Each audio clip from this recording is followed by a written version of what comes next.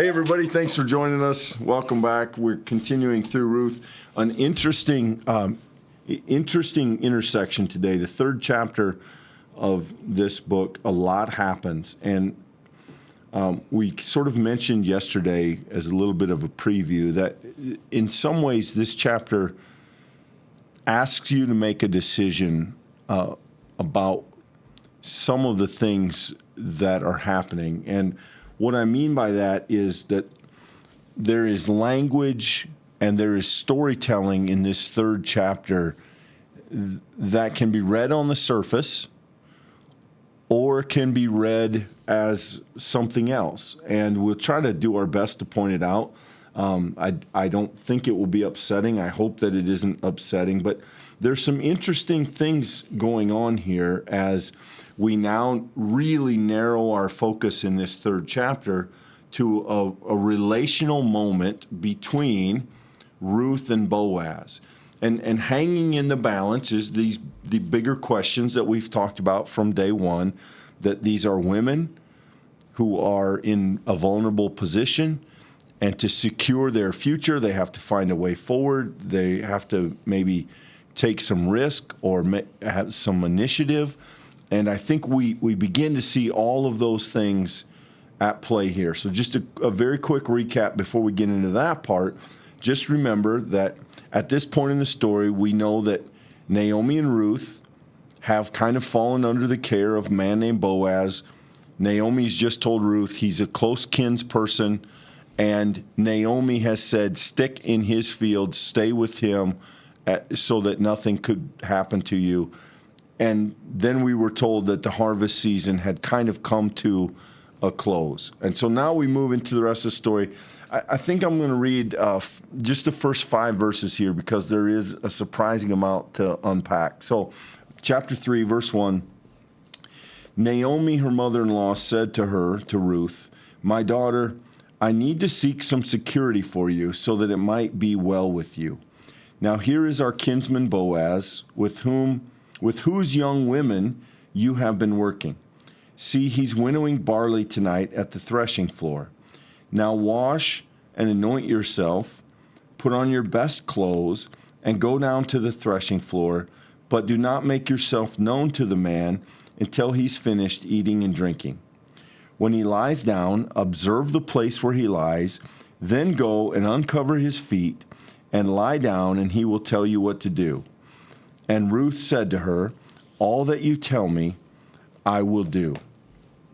So what is interesting, I think, here, Michael, is that Naomi steps to the forefront to kind of take the lead. And Naomi has a plan in mind. And by her own words, it's a plan to secure a path for Ruth, to seek security for Ruth. And it involves Boaz. Now, this is where I think things begin to get interesting. Naomi clearly has in mind a plan that will intersect Ruth and Boaz in some sort of a relational way. So she is. There's a sense in which she's playing matchmaker here, and she is going to explore the possibility that if she can get these two together, it will go well for Ruth. That's her stated purpose. And there's more to unpack there, but I think that is the obvious thrust of the story. Yeah, so we do, as a reader, get asked to make some interpretive questions. Some of those are linked to the themes that we've seen before, Clint, and I think that it's important to read that as part of the story. There's this natural kind of movement from the problem, which is the loss of security that came with the loss of sons and also husband. And it now leads them to having a generous, certainly gracious, obviously kinsman in Boaz. But this kind of caring relationship, though it is generous, is not the same as a permanent, settled, secure relationship in the midst of this culture and time. And Clint, some are going to be trapped and caught by that itself and say that how we interpret a story like this on some level boils down to what we think about the value of a patriarchal society where the men have access to security and finance and resource. And there are legitimate critiques to be had there, entire books, many tomes written to evaluate that. And if that's of interest to you, certainly recommend that you pursue that. But within the course of the text, you have women who have experienced layer upon layer of stripping away of their agency and security. At the end of the day, the last thing that they could do was to return home. Naomi would have gone home with nothing except for Ruth's commitment to her to say, I will be faithful to you. When they make it back to the house of bread, the place of God's provision for them, Boaz miraculously becomes a benefactor, a person who cares for them. Now the question is it simply going to be a benefit of comfort, or will it be a benefit of permanence? Will there be a transition in this in which Ruth herself will once again be in a consistent and stable, secure relational structure in which she can be safe and cared for? And that then, if that's the move, if that's the question, if the text is wondering, is that possible?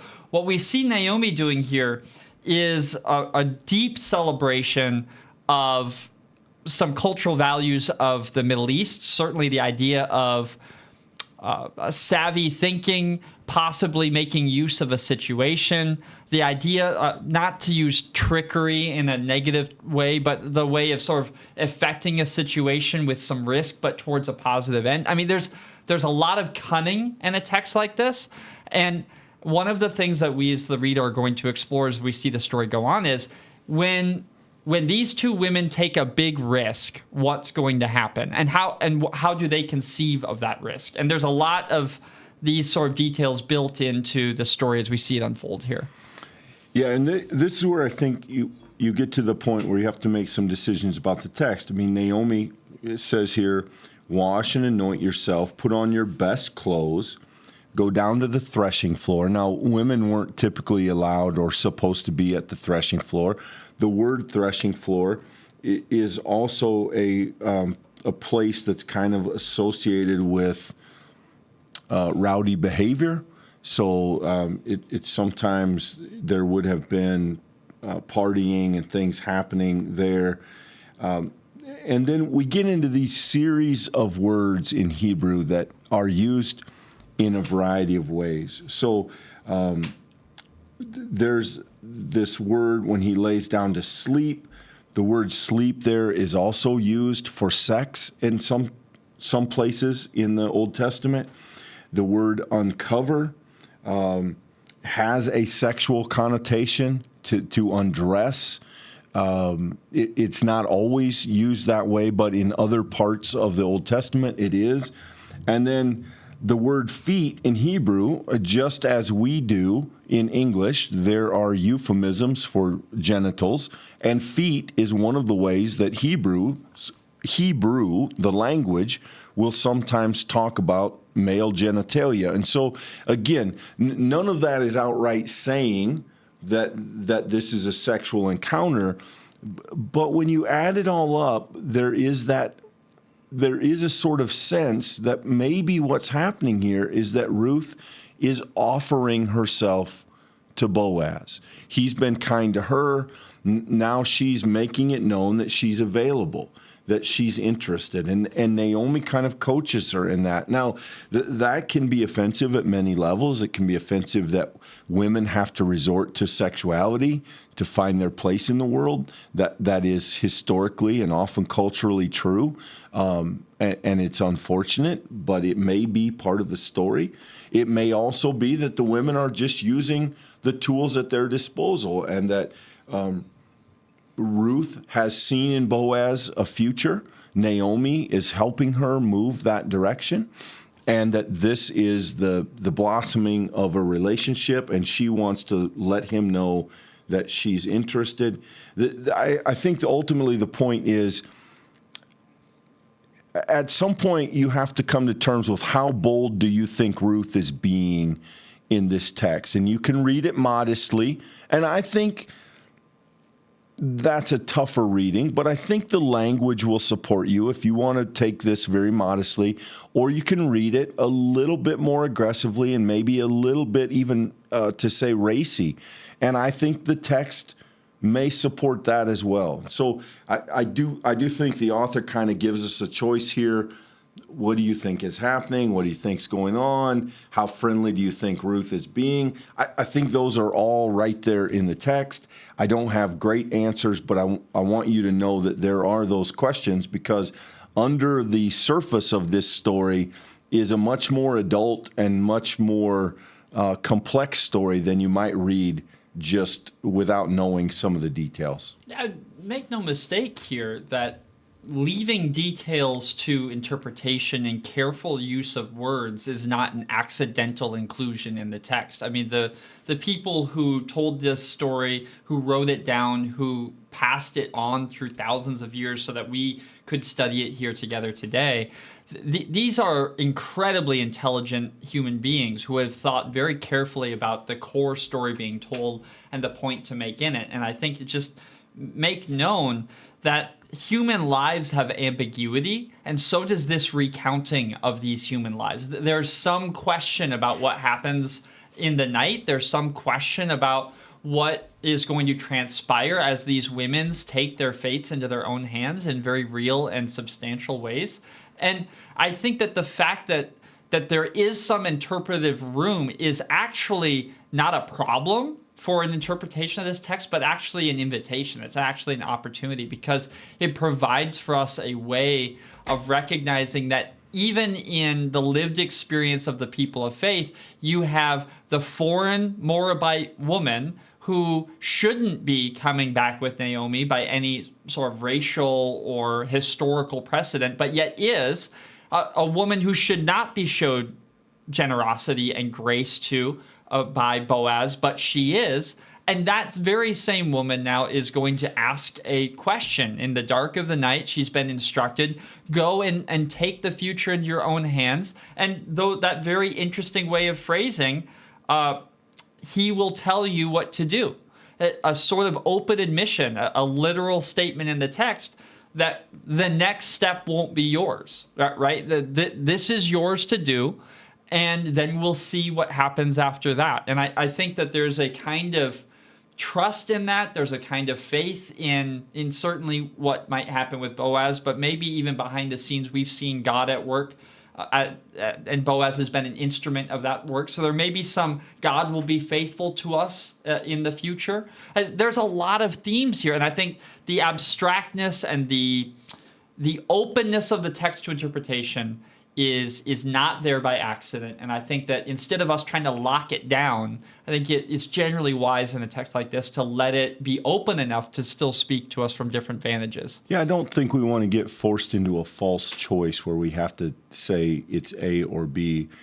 But if you prefer the tame reading, even if threshing floor is just threshing floor, and even if after he's ate and drank, and that just means had a regular meal and a drink, even if uncover is just uncover and feet are feet, you still have this very risky move for Ruth, as she did, taking a risk of saying, I'm going to stick with you, Naomi. She is still, even if you color everything else completely above board, she is an unmarried woman going to lay down with an unmarried man in a sort of public space. That alone in her culture is pretty far outside of the norm. And so just in that risk alone, we see again Ruth's character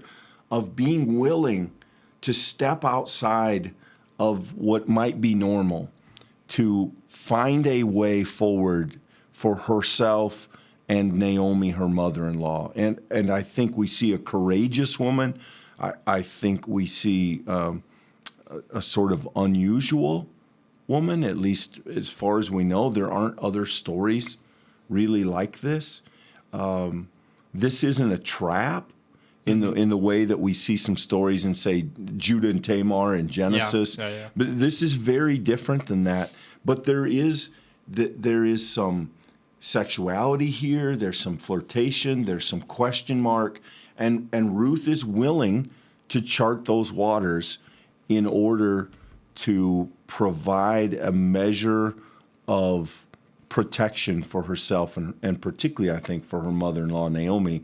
And we don't want that to get lost amidst, these other questionable things that have, that don't really have great answers. And to your point, I think it's really well made. There are many stories in the Old Testament where women are in situations where they use their charms, and those are often accompanied by a kind of qualitative statement that, a kind of immoralness, or they're called out for that action, or it's spoken of lightly. Not here. I mean, we're not going to receive a substantial amount of theological reflection upon what is or isn't happening here. I think the thing that makes this book so compelling to me, Clint, is that the author confidently presents to us the story of these women and their experience, and an unflinching look at it.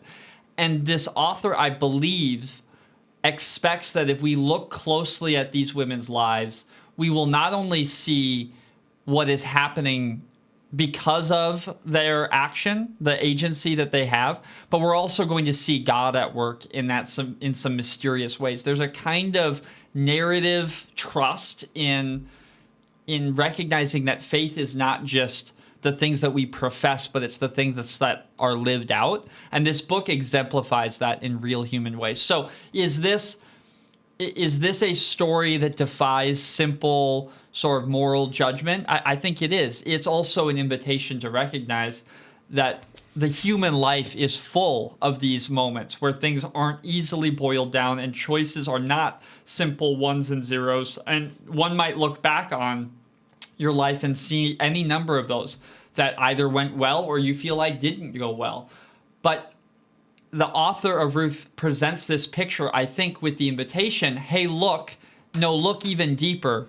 And when you do, you're going to see that there's more here than what meets the eye. And I think faithfulness, providence, filiality, human to human, but also God to these women is all present in a story like this. And though there's cunning, there's also wisdom. And though there's some risk, there's also courage. And it all blends together to bring us to where we're at thus far in the text. Yeah, and I think as we continue, we'll learn that there's also connection. There's also interest, and Ruth and Boaz become a kind of, the Bible doesn't do a lot of what we might call romance, but Boaz is interested in Ruth, and Ruth is going to make sure that she tries to fan those flames. And so very interesting part of the story, a kind of